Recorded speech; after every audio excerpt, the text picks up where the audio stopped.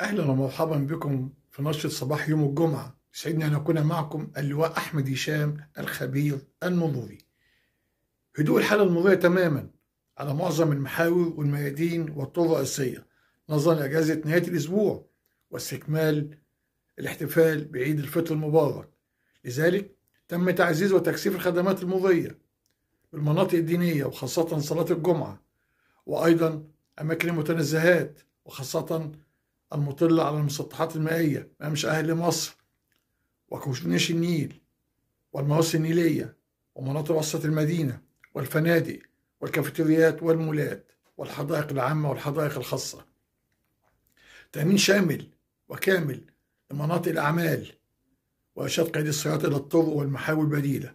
تعزيزات مياه مكثفة على الطرق السريعة صحراوية وزراعية وترابية، ونسبة توجه السادة المواطنين ذهابا وإيابا إلى المحافظات الأخرى موطنهم الأصلي لقضاء أجازة نهاية الأسبوع واستكمالا لعيد الفطر المبارك مع الأهل والأقارب والأصدقاء، حيث تم تعزيز تلك الطرق بمجموعات الدراجات البخارية ووسائل الغسل الفورية وسائل الدفع الرباعي والأكمنة الثابتة والمتحركة والرادارات. متابعة ميدانية وتنسيق تام ومستمر على مدار اليوم الكامل لمتابعة الكثافات البشرية بأماكن المتنزهات وأيضا أحجام السيارات على الطرق السريعة.